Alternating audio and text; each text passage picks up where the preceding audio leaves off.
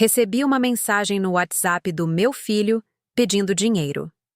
Eu quase mandei, até que a ligação seguinte revelou a verdade sobre a esposa dele. Mas aquele momento em que vi os 3 pontinhos piscando na tela do meu celular, quando estava pronta para esvaziar minha conta poupança por ele, foi o momento em que percebi que havia me tornado nada mais do que uma conta bancária com um coração pulsante. Hoje, vou contar algo que nunca pensei que compartilharia. E se por um segundo isso parecer familiar? Eu só peço que você curta este vídeo e se inscreva. Isso me ajudará a continuar abrindo meu coração. Meu nome é Helena e tenho 73 anos. Toda manhã no meu pequeno apartamento em Copacabana parece como escalar uma montanha com pesos invisíveis amarrados aos meus ombros. O cheiro de café velho paira sobre a bancada lascada da cozinha, enquanto eu arrasto meus pés por entre contas e palavras cruzadas inacabadas, meus dedos artríticos lutando com a caneta.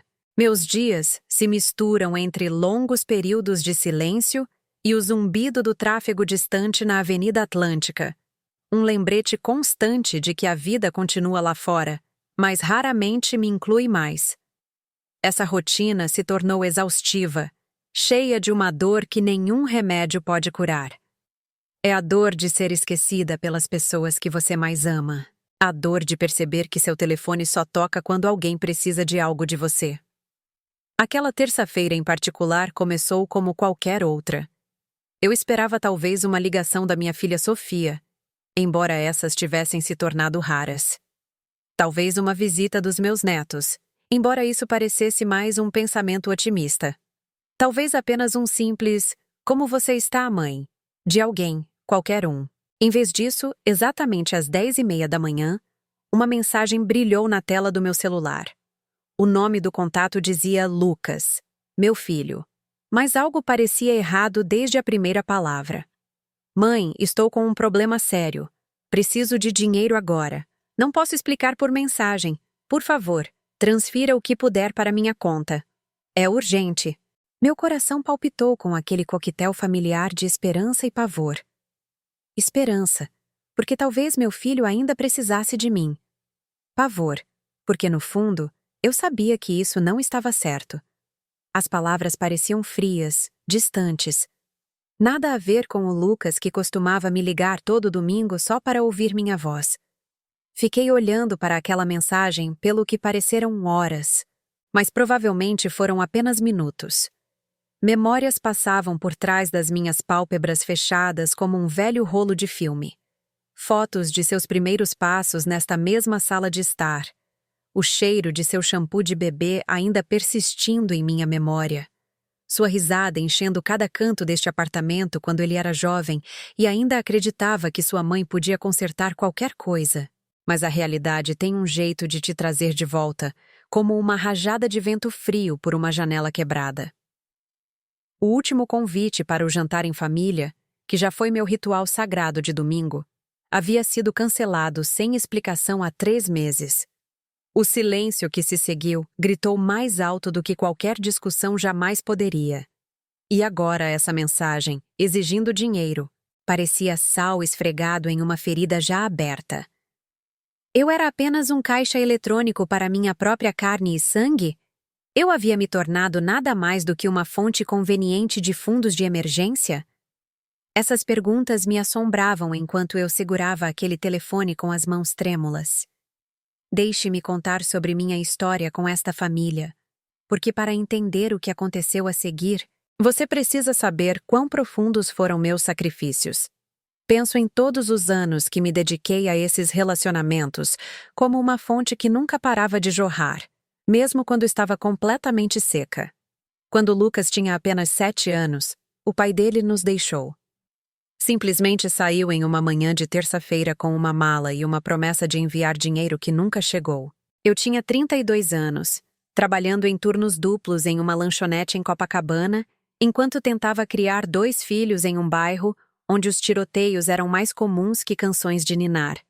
Lembro-me daquelas noites em que Lucas chorava porque os outros meninos tinham pais em seus jogos de futebol, e eu o abraçava forte, prometendo que ficaríamos bem, que o amor poderia preencher qualquer lacuna. Eu dei a ele meu calor, meu tempo, minha esperança. Eu economizava no dinheiro do almoço para comprar sapatos novos para ele quando os seus ficavam pequenos. Eu trabalhava na véspera de Natal todos os anos para poder comprar presentes que o fizessem sorrir.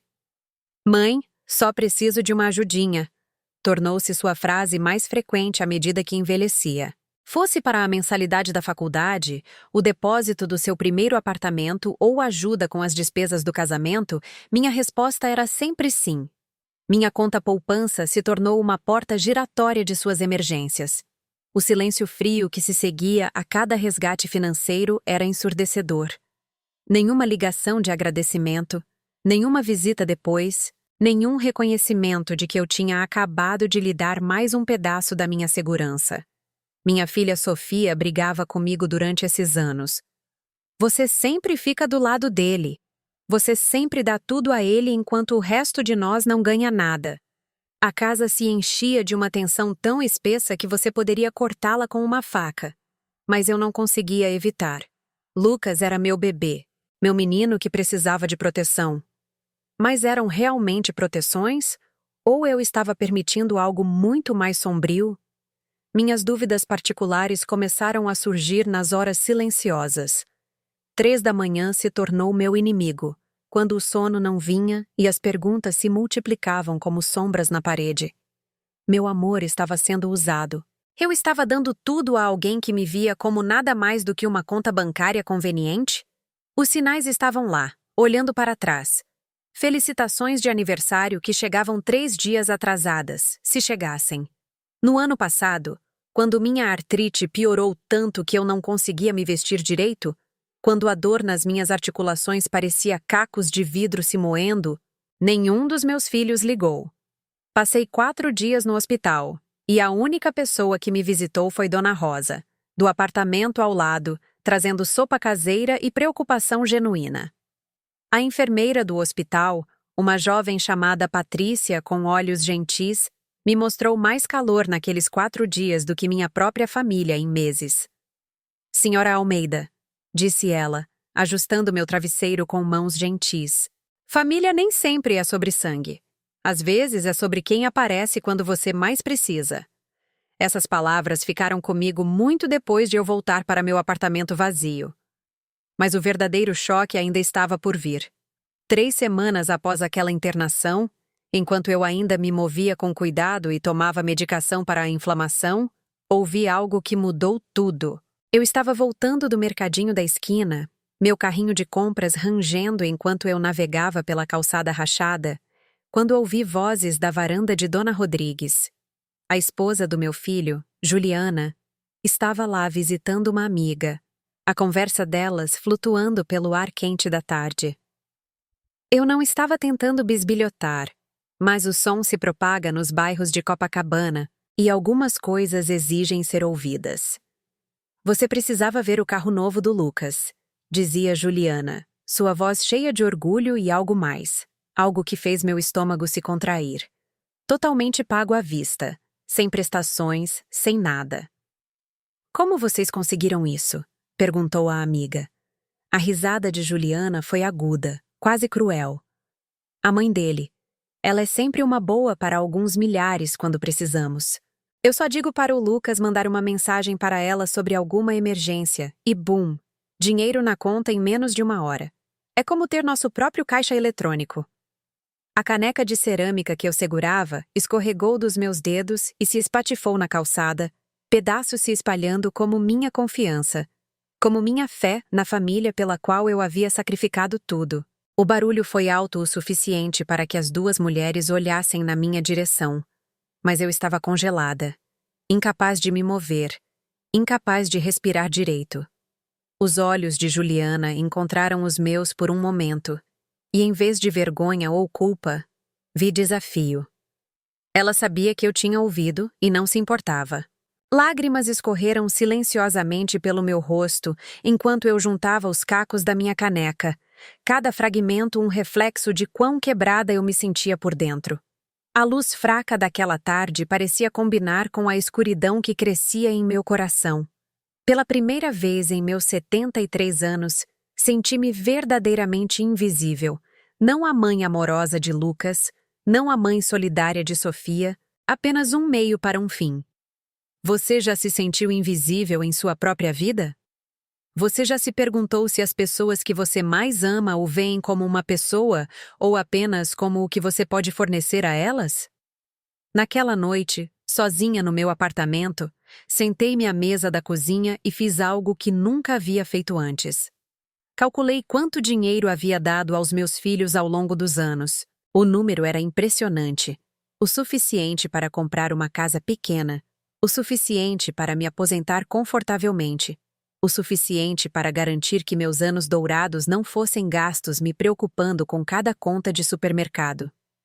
Em vez disso, aqui estava eu, aos 73 anos, morando em um apartamento de um quarto com uma torneira pingando que não podia pagar para consertar, comendo produtos de marca genérica e vestindo suéteres com buracos que eu mesma remendava porque comprar novos parecia muito caro. Pela primeira vez na minha vida, sonhei em dizer não. Mas as paredes do medo se fecharam imediatamente. Medo da solidão, medo de perder a pouca conexão que me restava com meus filhos, medo de envelhecer completamente sozinha. A guerra entre minha necessidade de respeito e meu terror do abandono travava-se em meu peito como uma dor física. Passei aquela noite inteira guardando fotografias de tempos melhores, quando os sorrisos eram reais e o amor parecia incondicional. Cada foto que eu colocava na caixa de armazenamento era como fechar um capítulo da minha vida. Olhei para o espelho do banheiro às 3 da manhã e mal reconheci a mulher que me encarava. Quando eu me tornei tão pequena? Quando aprendi a me tornar invisível para evitar conflitos? Mas algo estava mudando dentro de mim, mesmo que eu ainda não pudesse nomeá-lo. Quando finalmente confrontei meu filho, 3 dias depois de ouvir a confissão de Juliana, sua reação foi como levar um tapa de alguém usando um soco inglês. Eu havia praticado o que diria, ensaiado no espelho, mas nada me preparou para a realidade daquela conversa. Lucas, eu disse quando ele atendeu o telefone. Precisamos conversar sobre o dinheiro. Sua voz imediatamente se tornou defensiva, afiada. O que tem, mãe? Eu sempre te pago de volta. Paga mesmo? Perguntei baixinho. Porque eu tenho anotado, e há uma quantia considerável que você pegou emprestado e nunca mais voltou. O silêncio se estendeu entre nós como um cânion. Quando ele finalmente falou, seu tom era frio, calculado. Você não entende a pressão que Juliana e eu estamos sofrendo. Você não sabe como é tentar fechar as contas nesta economia. Eu sei exatamente como é, respondi, sentindo minha voz ficar mais firme. Eu venho fazendo isso há 73 anos. Foi quando ele disse algo que cortou mais fundo do que qualquer faca jamais poderia. Olha, mãe, se você não pode mais nos ajudar, é só dizer. Nós nos viramos. Não precisamos das suas crises de culpa. Crises de culpa? Por querer reconhecimento dos meus sacrifícios? Por perguntar para onde foram 40 anos de amor incondicional? Meu marido Francisco, que havia sido minha rocha durante nossos 25 anos de casamento, antes de seu derrame deixá-lo confuso e distante, retirou-se ainda mais para sua fortaleza de jornais. As poucas palavras que ele conseguia dizer agora eram principalmente sobre o tempo ou pedindo seus remédios. O homem que uma vez me segurou em todas as crises agora parecia existir em um mundo onde eu era apenas mais uma cuidadora. A reação da minha filha Sofia foi talvez a mais dolorosa de todas. Quando tentei explicar o que havia ouvido, sua resposta foi rápida e brutal. Mãe, você está sendo paranoica. Juliana não diria algo assim. E mesmo que dissesse, e daí? Você tem dinheiro parado no banco sem fazer nada. Pelo menos assim está ajudando a família. Se você não os ajudar, ela continuou, sua voz adquirindo aquele tom manipulador que eu lembrava de sua adolescência. Não espere que a gente apareça nos feriados. Não podemos lidar com drama familiar agora. Drama familiar. Eu era o drama por querer ser tratada como um ser humano em vez de um caixa eletrônico? Mas então, na minha hora mais sombria, a luz veio de uma fonte inesperada.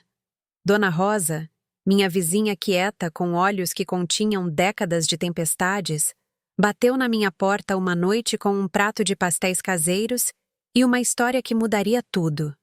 Helena, disse ela com seu sotaque suave, acomodando-se na minha cadeira de cozinha gasta. Ouvi você chorando através das paredes ontem à noite. Eu conheço esse som. Sei o que significa quando a família parte seu coração. Ela me contou sobre seus próprios filhos, como eles esgotaram sua conta poupança e depois desapareceram quando o dinheiro acabou. Como ela aprendeu, aos 68 anos, que amor sem respeito não é amor. É exploração disfarçada de obrigação familiar. Sabe o que eu aprendi? Ela perguntou, suas mãos enrugadas segurando as minhas sobre a mesa da cozinha. Aprendi que às vezes você tem que perder seus filhos para se salvar.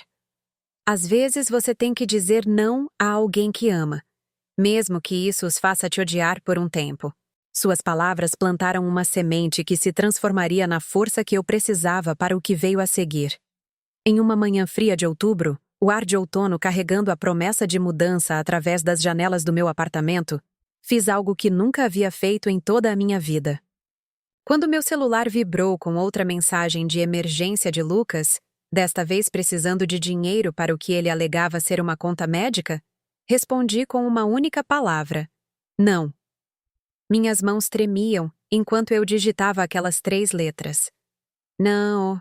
Uma palavra tão pequena, mas parecia que eu estava movendo montanhas. A resposta dele foi imediata e explosiva. Ligações, mensagens de texto, cada vez mais desesperadas e depois cada vez mais raivosas. O que há de errado com você? Desde quando você não ajuda seu próprio filho? A Juliana tinha razão sobre você estar ficando egoísta na sua velhice. Mas eu permaneci firme. Pela primeira vez na minha vida adulta, eu disse não e falei sério. Naquela tarde, caminhei até o escritório de uma advogada que Dona Rosa havia recomendado. Uma mulher paciente chamada Doutora Chen, especializada em direito do idoso. Minha artrite tornou a caminhada de 6 quarteirões um desafio. Mas cada passo parecia recuperar um pedaço de mim que eu pensava ter perdido para sempre. Senhora Almeida, disse a doutora Chen, revisando os documentos que eu havia trazido. Você precisa se proteger. O que sua família tem feito, esse padrão de manipulação emocional combinado com exploração financeira, é mais comum do que você imagina. Ela me ajudou a abrir uma nova conta bancária, uma que apenas eu podia acessar. Ela redigiu um documento de procuração que protegeria meus bens de serem esgotados por membros da família. Mais importante, ela me deu uma linguagem para usar, maneiras de estabelecer limites que eram firmes, mas não cruéis. Lembre-se, ela me disse enquanto eu me preparava para sair de seu escritório. Dizer não às exigências de outra pessoa é dizer sim ao seu próprio bem-estar. Naquela noite, pela primeira vez em anos, dormi em paz. O amanhecer de Copacabana entrou suavemente pela janela do meu quarto, lavando o peso que vinha esmagando meu peito por tanto tempo. Acordei e percebi que o nó constante de ansiedade no meu estômago havia sumido. Você já experimentou essa sensação quando finalmente para de carregar os problemas de outra pessoa e começa a se concentrar em sua própria vida? É aterrorizante e libertador ao mesmo tempo. Mas minha família ainda não tinha terminado comigo. 2 semanas depois que comecei a dizer não aos seus pedidos financeiros, eles exigiram uma reunião de família. Sofia organizou uma chamada de vídeo, insistindo que todos precisavam conversar. Francisco, apesar de suas limitações, foi apoiado em sua cadeira ao meu lado. Lucas e Juliana apareceram na tela da sala de estar deles. Uma sala que agora eu notava ter móveis e decorações caras, que meu dinheiro provavelmente havia pago. Mãe, começou Sofia, sua voz assumindo aquele tom falsamente doce que ela usava quando queria algo. Lucas me disse que você tem agido de forma estranha ultimamente, recusando-se a ajudar quando a família precisa. Isso não é típico de você. Olhei para seus rostos na tela, meus filhos, as pessoas a quem eu havia dado tudo, e vi algo a que eu estivera cega por anos. Vi privilégio. Vi manipulação. Vi pessoas que nunca aprenderam a cuidar de si mesmas porque eu sempre estive lá para ampará-las quando caíam. Foi quando fiz algo que surpreendeu até a mim mesma. Peguei a fotografia emoldurada que estava na mesa ao lado do meu computador. Uma foto de todos nós na Quinta da Boa Vista de 5 anos atrás, quando eu ainda acreditava que éramos uma família feliz. Sem dizer uma palavra, rasguei-a ao meio, bem no centro, separando-me do resto deles. O som da fotografia se rasgando foi como um trovão no silêncio daquela videochamada. Eu não vou mais comprar amor, eu disse, minha voz firme apesar das lágrimas que ameaçavam rolar dos meus olhos. Eu não vou mais pagar para as pessoas fingirem que se importam comigo. Respeitem-me ou percam-me. O silêncio deles foi ensurdecedor. A boca de Lucas ficou aberta. Juliana desviou o olhar da câmera. Sofia começou a falar, depois parou. Mas mãe, Lucas finalmente gaguejou. Nós nos importamos com você. Nós te amamos. Então me mostrem, respondi. Mostrem-me ligando quando não precisam de dinheiro. Mostrem-me visitando quando não há emergência. Mostrem-me tratando-me como uma pessoa em vez de uma conta bancária. Fechei o laptop antes que eles pudessem responder. Por semanas, meu telefone ficou em silêncio. Sem chamadas, sem mensagens, sem pedidos de fundos de emergência. O silêncio era doloroso e pacífico ao mesmo tempo. Eu finalmente havia traçado meus limites, e agora estava aprendendo a viver dentro deles. Mas minha família tinha mais uma surpresa para mim, um teste final da minha força recém-descoberta. 6 semanas após nosso confronto, fui marcada em um vídeo postado no grupo de família do WhatsApp. Juliana havia feito o que parecia ser um vídeo de desculpas emocionado, completo com lágrimas e pausas dramáticas. Mas enquanto eu assistia, o horror crescendo em meu peito, percebi o que ela estava realmente fazendo. Ela estava me pintando como a vilã. Eu só quero que todos saibam, disse ela para a câmera, sua voz trêmula com o que parecia ser emoção genuína. O quão magoados Lucas e eu estamos com o comportamento recente de sua mãe. Tentamos incluí-la em nossas vidas. Tentamos manter um relacionamento, mas ela se tornou cada vez mais amarga e exigente. Ela continuou a distorcer cada interação que tivemos, pegando meus pedidos de respeito básico e apresentando-os como exigências irracionais. Ela compartilhou capturas de tela de mensagens de texto, mas elas foram cuidadosamente cortadas para remover o contexto, fazendo minhas palavras parecerem duras e frias. Estamos preocupados com o estado mental dela, continuou Juliana. Essa mudança repentina de personalidade, a paranoia, as acusações. Achamos que ela pode precisar de ajuda profissional, mas ela não nos ouve. Os comentários dos parentes começaram imediatamente. Primos que eu não via há anos expressando sua preocupação com minha condição em deterioração. Tias e tios sugerindo que talvez eu devesse considerar uma casa de repouso se estivesse me tornando difícil de lidar. Meu primeiro instinto foi pânico.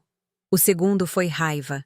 O terceiro foi o impulso de me defender, de explicar, de justificar minhas ações para pessoas que nunca estiveram lá durante meus momentos mais sombrios.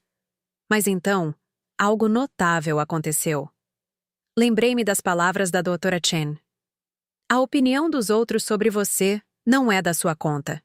Li cada comentário, assisti ao vídeo mais 3 vezes e depois fiz algo que surpreendeu até a mim mesma. Fechei meu laptop e fiz uma xícara de chá. Eu não respondi. Eu não me defendi. Eu não tentei esclarecer as coisas. Minha calma era minha armadura. Meu silêncio era um rugido. Porque eu havia aprendido algo crucial. Pessoas que realmente te conhecem não precisam de explicações.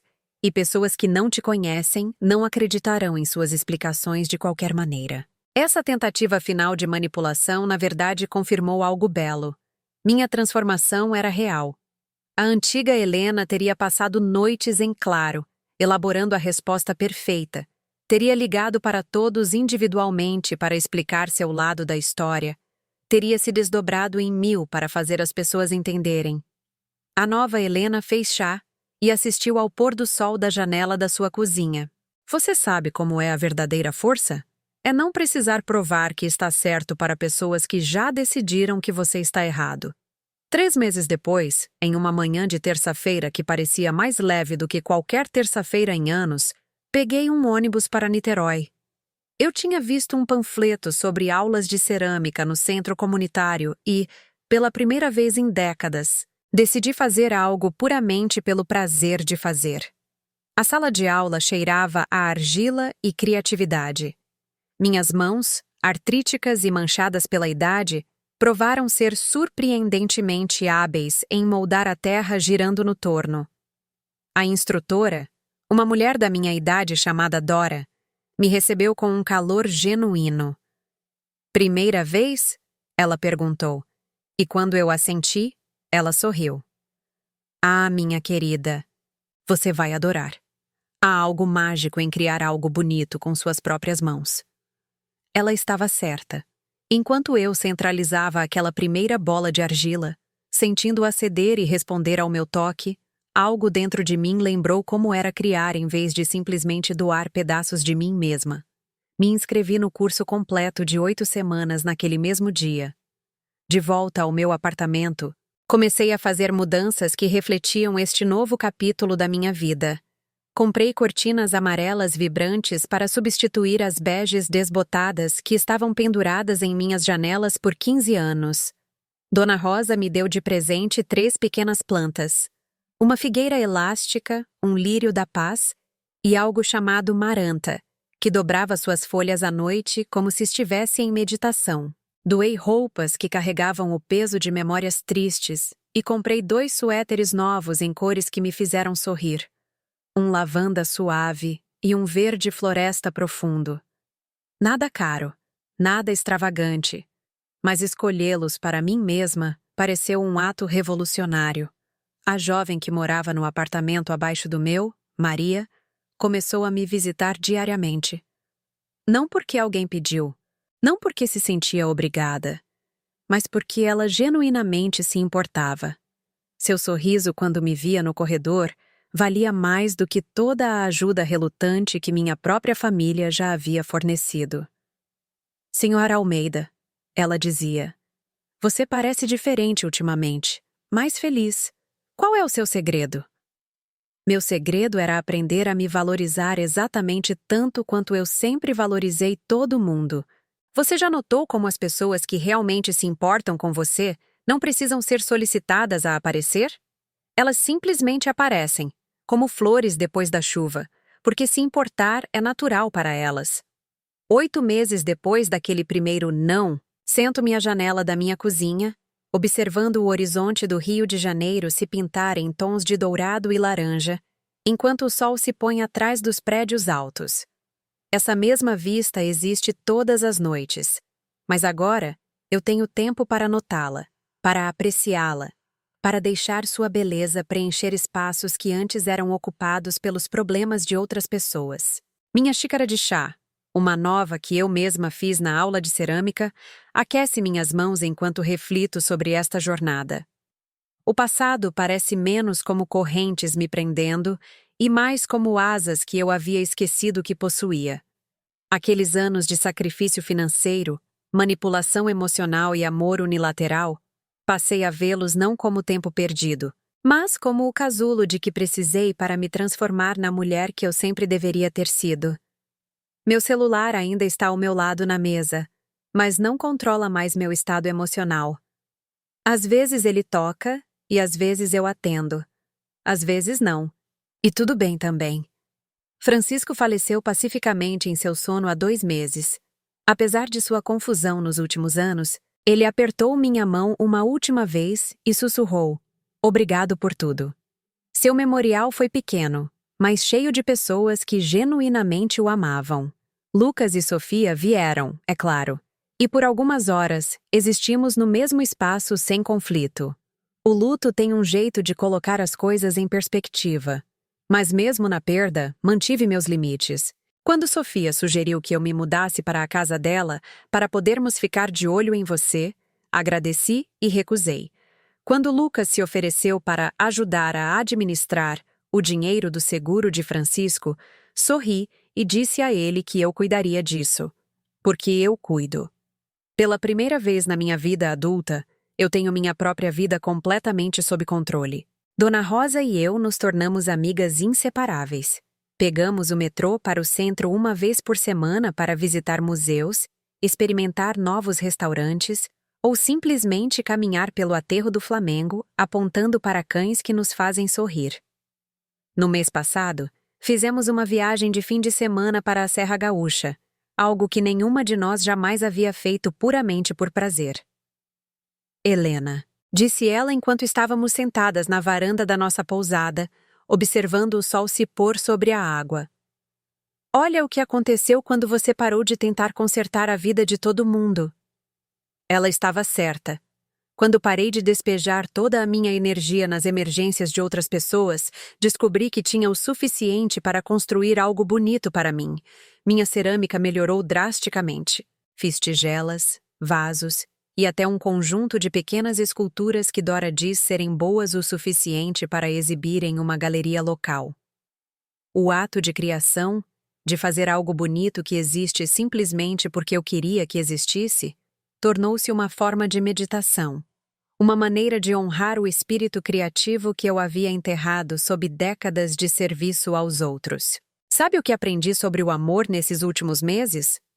O amor verdadeiro não te esgota. O amor verdadeiro não exige que você se diminua para que os outros possam se sentir maiores. O amor verdadeiro não vem com uma etiqueta de preço ou um plano de pagamento. O amor verdadeiro parece voltar para casa, para si mesmo. Meu relacionamento com meus filhos evoluiu para algo que eu nunca esperei. Honestidade. Lucas liga agora, às vezes. Não por dinheiro, mas para conversar. Ele começou a fazer terapia com Juliana, trabalhando os padrões que os levaram a ver sua mãe como um recurso em vez de uma pessoa. Ele pediu desculpas, desculpas de verdade, pela primeira vez em sua vida adulta. Mãe, ele disse durante uma dessas novas conversas.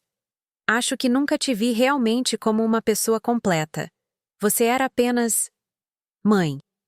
Sempre lá, sempre disposta a ajudar, sempre dizendo sim. Nunca pensei sobre o que você queria ou precisava. Sofia demorou mais para mudar, mas na semana passada ela me mandou uma mensagem que dizia simplesmente: Estou orgulhosa de você por cuidar de si mesma. Eu deveria ter dito isso há muito tempo. Não sei o que o futuro reserva para esses relacionamentos. Eles podem se aprofundar em algo mais genuíno, ou podem permanecer cordiais, mas distantes. O que eu sei é que minha felicidade não depende mais das escolhas deles. Meu valor não é determinado pela aprovação ou desaprovação deles. Este é talvez o maior presente de toda essa experiência. Aprender que eu sou suficiente, exatamente como sou, sem precisar provar isso a ninguém. Ao terminar esta história, observando a noite cair sobre Copacabana, enquanto as luzes da cidade começam a piscar como estrelas terrenas, quero que você saiba de algo. Se você se reconheceu em qualquer parte desta jornada, se sentiu aquela dor familiar de dar mais do que recebe, de ser valorizado apenas pelo que fornece e nem por quem você é, por favor, saiba que nunca é tarde para mudar a história. Você não é egoísta por querer ser tratado com respeito. Você não é cruel por ter limites. Você não é ingrato por esperar gratidão. Você não é velho demais, estabelecido demais em seus caminhos ou dependente demais dos outros para começar a viver para si mesmo. A vida me ensinou que o amor não pode ser comprado, apenas conquistado com respeito e verdade. Relacionamentos reais sobrevivem à honestidade e aos limites. Aqueles que não sobrevivem não eram realmente relacionamentos, eram transações disfarçadas de laços familiares. Passei 73 anos aprendendo essa lição, mas talvez você não precise esperar tanto. Mas há mais nesta história. Mais lições que a vida tinha reservado para mim, mesmo depois que pensei ter aprendido tudo o que precisava saber sobre amor, família e autoestima. 6 meses após o funeral de Francisco, recebi um telefonema inesperado.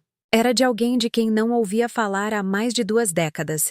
Minha irmã mais nova, Patrícia, a quem sempre chamamos de Pati. Ela morava em Santa Catarina agora.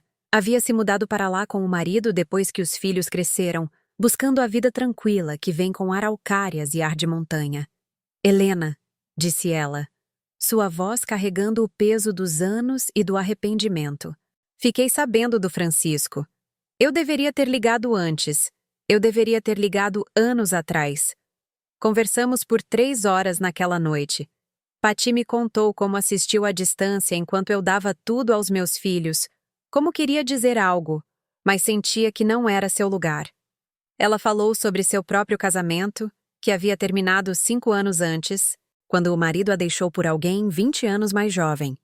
Ela falou sobre a solidão de recomeçar aos 68, o terror e a alegria inesperada de descobrir quem ela era quando não estava tentando ser o que todos precisavam que ela fosse. Sabe o que aprendi durante meu divórcio? Ela me perguntou. Aprendi que as pessoas que realmente te amam não te fazem sentir culpada por existir. Elas não te fazem pedir desculpas por ter suas próprias necessidades. Suas palavras me atingiram com sua verdade simples. Quantos anos passei pedindo desculpas por querer reconhecimento?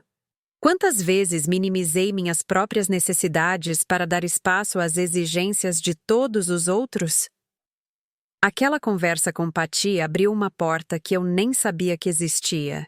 Ela me convidou para visitá-la em Santa Catarina, e pela primeira vez na minha vida adulta, disse sim a algo que era puramente para minha própria felicidade, sem considerar se alguém aprovaria ou seria incomodado por minha escolha.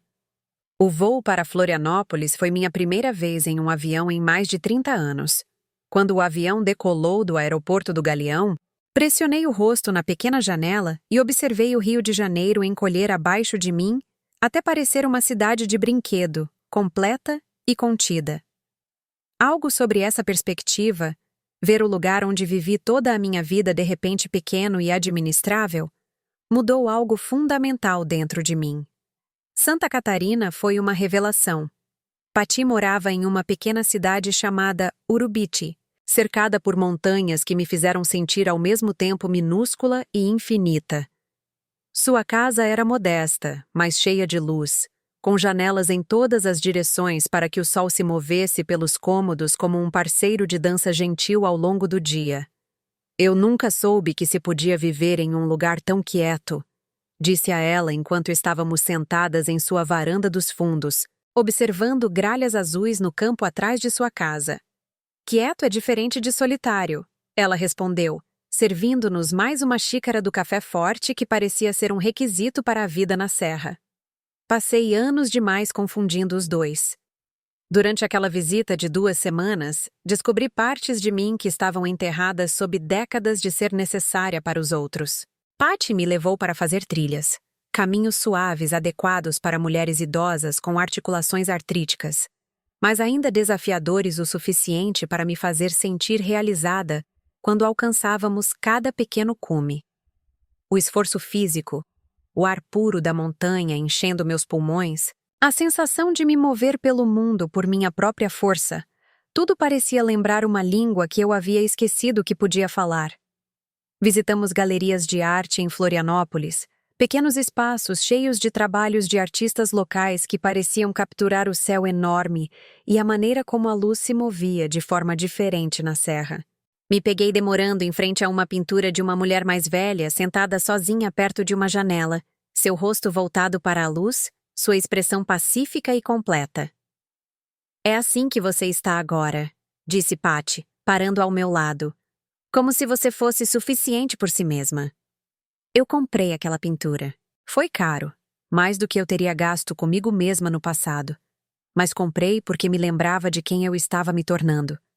Quando voltei para Copacabana, pendurei-a na minha sala de estar, onde ficavam as antigas fotos de família, aquelas imagens de sorrisos forçados e celebrações vazias que eu finalmente guardei para sempre. Mas a verdadeira transformação daquela viagem a Santa Catarina não foi sobre as montanhas, ou a arte, ou mesmo a paz que encontrei na vida tranquila de minha irmã. Foi sobre o que aconteceu quando voltei para casa. Maria, minha jovem vizinha, me cumprimentou no corredor com genuína empolgação. Senhora Almeida, você parece que esteve em um lugar maravilhoso. Me conta tudo. Enquanto eu descrevia as montanhas, as galerias de arte, o simples prazer de tomar café da manhã observando os pássaros, percebi algo profundo. Eu passei 2 semanas tendo aventuras que valiam a pena compartilhar. Pela primeira vez em anos, alguém estava perguntando sobre a minha vida não porque precisava de algo de mim, mas porque estava genuinamente interessado em minhas experiências. Dona Rosa bateu na minha porta naquela noite com uma garrafa de café e um sorriso expectante. Helena, meu amor, você está diferente. Santa Catarina te fez bem, sim? Sentamo-nos à mesa da minha cozinha, a mesma mesa onde uma vez calculei quanto dinheiro havia doado ao longo dos anos, e agora eu estava calculando algo totalmente diferente. Quanta vida eu ainda tinha para viver e como queria gastá-la. Quero viajar mais, disse a ela. Viagens pequenas, nada elaborado, mas quero ver lugares que nunca vi antes. E por que nu? Ela disse, seus olhos se iluminando. Por que não? Ainda não estamos mortas, minha querida. Nós temos tempo. Essa conversa levou à nossa primeira aventura de verdade juntas. Dona Rosa sempre quis ver Brasília, principalmente os museus da Esplanada. Eu vivi minha vida inteira a apenas algumas horas de avião e nunca tinha visitado a capital do nosso país. Planejamos a viagem como adolescentes planejando uma rebelião, pesquisando hotéis, fazendo listas de museus para visitar, até comprando sapatos novos para a caminhada para toda a exploração que pretendíamos fazer. A viagem foi tudo o que esperávamos e mais. De pé no Museu Nacional da República, cercada por obras que eu só tinha visto em livros, senti algo que não experimentava desde a infância: puro maravilhamento. Dona Rosa e eu vagamos pelo Museu de Ciências Naturais como crianças animadas, maravilhadas com ossos de dinossauros e meteoritos, nossas risadas ecoando nos vastos salões. Mas o momento que mudou tudo aconteceu no nosso último dia, no Memorial dos Povos Indígenas. Enquanto caminhávamos pelas exposições que documentam um dos capítulos mais sombrios da nossa história, me peguei pensando em diferentes tipos de sobrevivência. Sobre as pessoas que viveram horrores inimagináveis e ainda encontraram maneiras de construir vidas significativas depois. Sobre resiliência, sobre recomeçar, sobre a coragem que é preciso para escolher a esperança quando a esperança parece impossível. Em uma das exposições, havia uma citação de um líder indígena que me parou na hora. O oposto do amor não é o ódio, é a indiferença. E o oposto da vida não é a morte. É não viver plenamente enquanto se está vivo. Fiquei em frente àquela citação por um longo tempo, a mão gentil de Dona Rosa no meu braço, ambas entendendo que estávamos testemunhando algo sagrado. Não apenas a história preservada naquele museu, mas o momento em que minha própria vida mudou para uma nova fase inteiramente. Na viagem de volta para o Rio, tomei uma decisão que me surpreendeu por sua clareza e certeza. Eu ia vender meu apartamento em Copacabana e me mudar para um lugar onde pudesse viver mais plenamente. Não para Santa Catarina. A vida de Pati era linda, mas era a vida dela, não a minha. Eu precisava criar algo inteiramente meu. Você tem certeza? Perguntou Dona Rosa quando contei meu plano. Esta foi sua casa por tanto tempo. Não, eu disse, olhando pela janela do avião para a paisagem que passava rapidamente. Aqui foi onde eu morei enquanto cuidava de todo mundo. Quero descobrir onde eu moro quando estou cuidando de mim mesma. O processo de vender o apartamento foi ao mesmo tempo doloroso e libertador. Cada cômodo guardava décadas de memórias. Os primeiros passos de Lucas na sala de estar, a festa de formatura de Sofia na cozinha, noites passadas segurando a mão de Francisco enquanto ele se recuperava de seu derrame. Mas misturadas com essas memórias preciosas havia outras. As discussões sobre dinheiro, os silêncios ressentidos, a sensação de ser invisível em minha própria casa. Minha corretora de imóveis, uma jovem esperta chamada Carmen que me lembrava como Sofia poderia ter sido se tivesse aprendido a ser gentil, Me disse que o apartamento valia muito mais do que eu esperava. O bairro de Copacabana, que eu vi melhorar lentamente ao longo das décadas, havia se tornado desejável, atraindo famílias jovens que estavam dispostas a pagar preços premium pelo caráter e conveniência que eu havia dado como certo. Senhora Almeida, disse Carmen enquanto revisávamos as ofertas. A senhora poderia comprar uma bela casa em quase qualquer lugar do país, com o que este lugar vai render. Já pensou para onde quer ir? Eu tinha pensado sobre isso. Passei semanas pesquisando pequenas cidades com boa saúde, oportunidades culturais e um custo de vida que me permitiria esticar meu dinheiro para um futuro confortável. Eu havia reduzido a 3 possibilidades: Campos do Jordão, em São Paulo, com suas montanhas e cena artística próspera; Paraty, no Rio de Janeiro, com seu charme histórico e clima ameno; e Tiradentes, em Minas Gerais, com sua beleza, luz única e vibrante comunidade de artistas e escritores. Mas foi Dona Rosa quem me ajudou a tomar a decisão final. Helena, disse ela uma noite, enquanto estávamos sentadas em sua cozinha, compartilhando um jantar de seu famoso arroz com feijão. Lembra o que você disse sobre querer viver plenamente? Pense em qual lugar te faz sentir mais como a mulher que você está se tornando, não a mulher que você sempre foi. Tiradentes não parava de me chamar. Algo sobre os céus vastos, a forma como a luz deveria ser diferente lá. A ideia de viver em um lugar que parecia tão expansivo quanto minha liberdade recém-descoberta. Quando contei a Dora da minha aula de cerâmica sobre meus planos, seu rosto se iluminou de empolgação.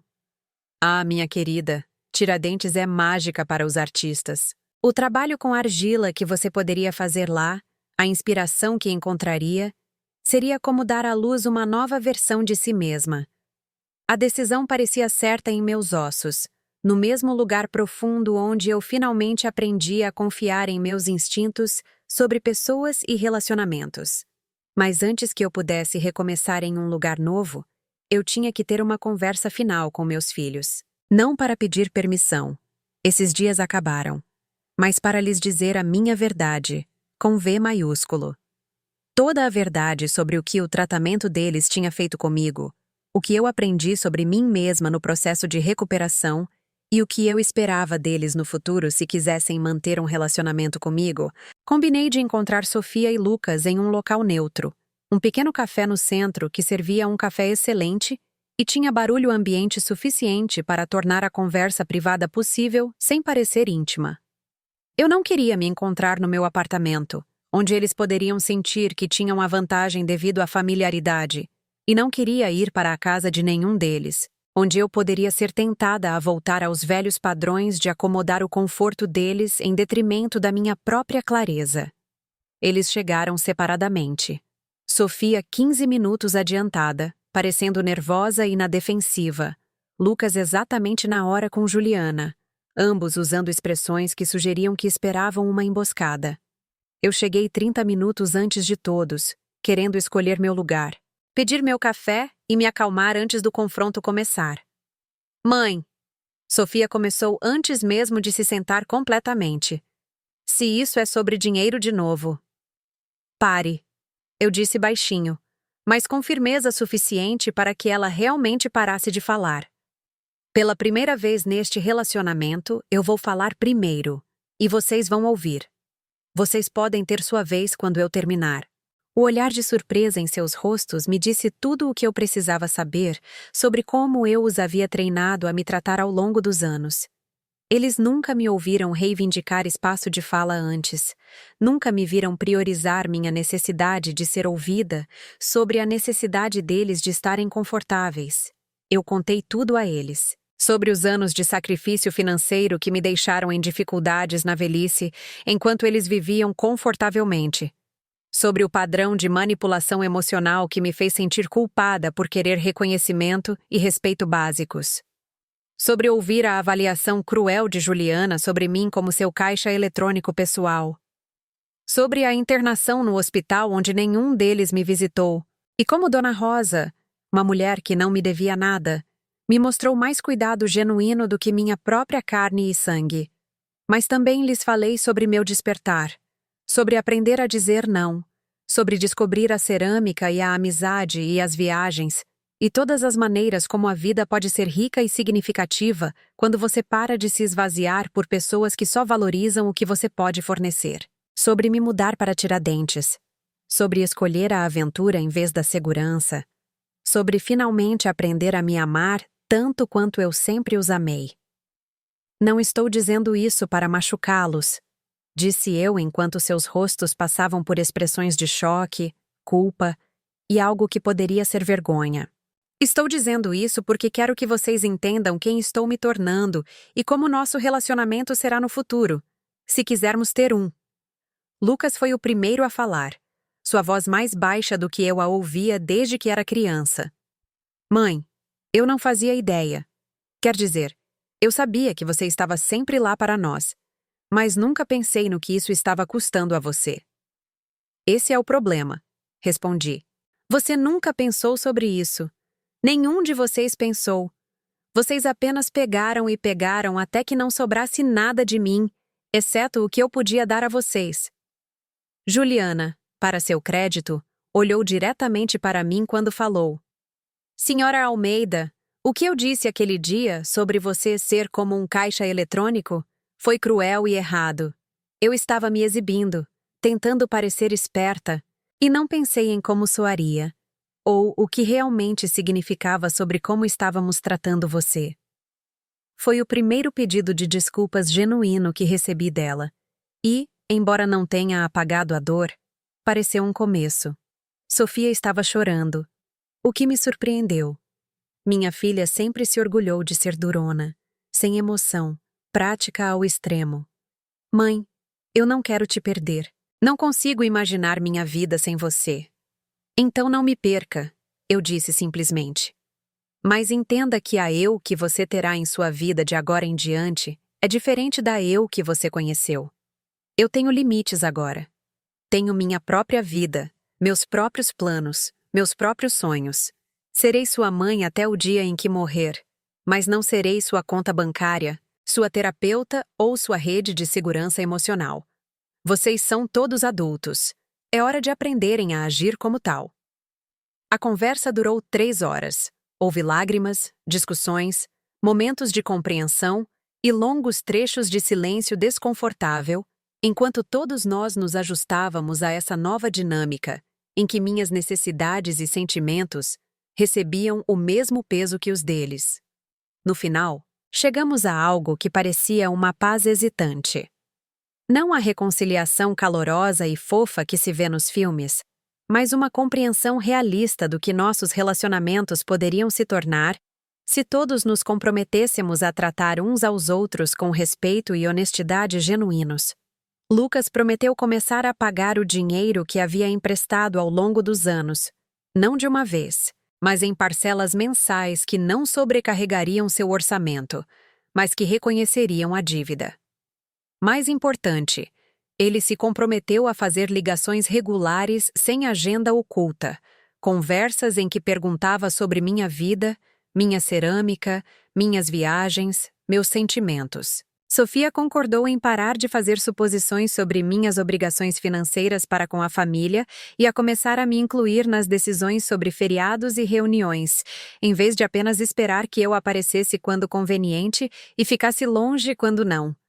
Juliana prometeu pensar antes de falar sobre mim para os outros e se esforçar para me ver como uma pessoa inteira, em vez de apenas a mãe excessivamente generosa de Lucas.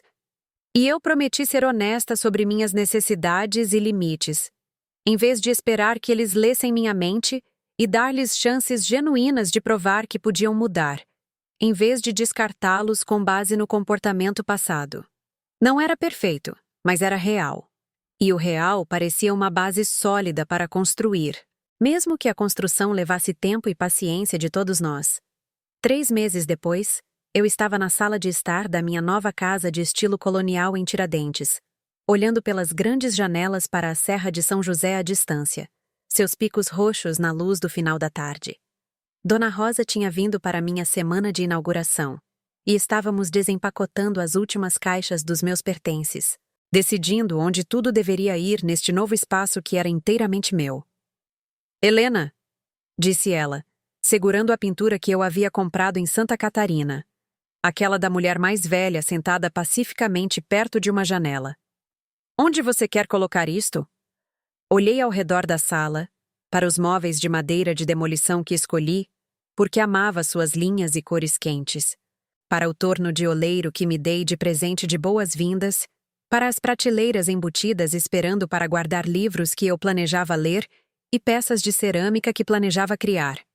Bem ali, eu disse, apontando para a parede em frente à minha poltrona favorita, o lugar onde eu a veria todas as manhãs quando me sentasse para tomar meu café e planejar meu dia.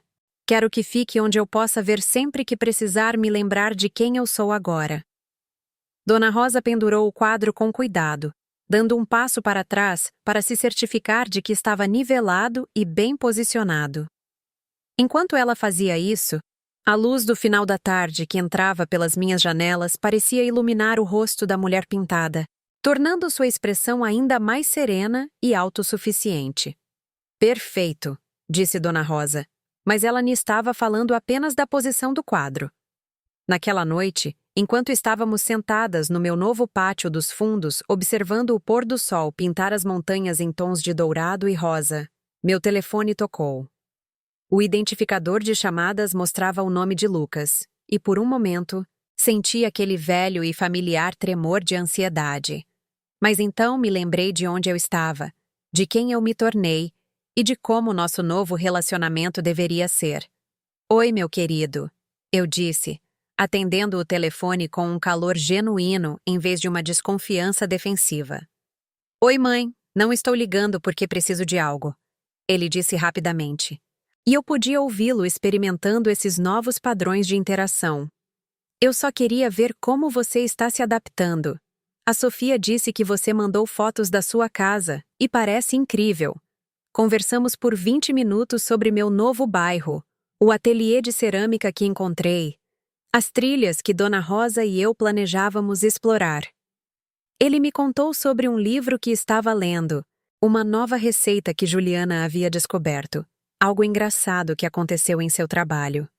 Conversa normal entre dois adultos que se importavam um com o outro, sem correntes subterrâneas de necessidade, ressentimento ou obrigação. Quando desliguei, Dona Rosa ergueu sua caneca de café em um brinde. Aos novos começos, meu amor, e às velhas amizades que os tornam possíveis. Enquanto as estrelas começavam a aparecer no vasto céu de Minas Gerais, mais estrelas do que eu já tinha visto do meu apartamento em Copacabana, pensei em todas as pessoas que me ajudaram a encontrar meu caminho até este momento. Dona Rosa com sua honestidade e lealdade. Dora da aula de cerâmica com seu incentivo para criar. A doutora Chen, a advogada, com sua orientação prática. Patrícia, minha irmã, com sua sabedoria da serra. Carmen, a corretora, que viu o potencial no que eu estava deixando para trás. Até a enfermeira Patrícia, que plantou a primeira semente sobre família ser quem aparece, e não quem compartilha seu sangue. Mas, acima de tudo, pensei na mulher que eu era há um ano. Assustada, esgotada, invisível em sua própria vida. E na mulher que me tornei. Não exatamente diferente, mas mais eu mesma do que jamais me permiti ser. Na manhã seguinte, acordei com a luz da montanha entrando pelas janelas do quarto que eu escolhi especificamente porque davam para o leste. Fiz café em uma cozinha projetada em torno das minhas necessidades e preferências, não das de mais ninguém. Comi o café da manhã em pratos que fiz com minhas próprias mãos. Planejei um dia que se desenrolaria de acordo com meus desejos, meu nível de energia, meu senso do que me traria alegria e satisfação. E pela primeira vez em meus 74 anos de vida, entendi o que significava ser completa, autenticamente, sem desculpas, eu mesma. Você já viveu algo assim? Ou conhece alguém que já viveu? Você já se sentiu como uma conta bancária com um coração pulsante, Mais valorizado pelo que podia fornecer do que por quem você é como pessoa? Suas histórias importam, e compartilhá-las nos ajuda a todos a nos sentirmos menos sozinhos em nossas lutas. Por favor, tire um momento para compartilhar seus pensamentos nos comentários abaixo. Suas experiências, sua sabedoria, sua jornada em direção ao autorrespeito, todas elas contribuem para uma conversa que precisa desesperadamente acontecer. Se esta história tocou seu coração, se te lembrou que você merece respeito e amor genuíno, por favor, curta este vídeo e se inscreva neste canal. Ao fazer isso, você me está apenas apoiando minha capacidade de compartilhar essas histórias. Você está ajudando a garantir que outra pessoa que precisa ouvir esta mensagem a encontre quando mais precisar. Juntos, somos mais fortes do que jamais imaginamos. Juntos podemos reescrever as histórias que não nos servem mais. Juntos podemos aprender que nunca é tarde para nos escolhermos. Obrigada por ouvir meu coração. Obrigada por abrir o seu em troca.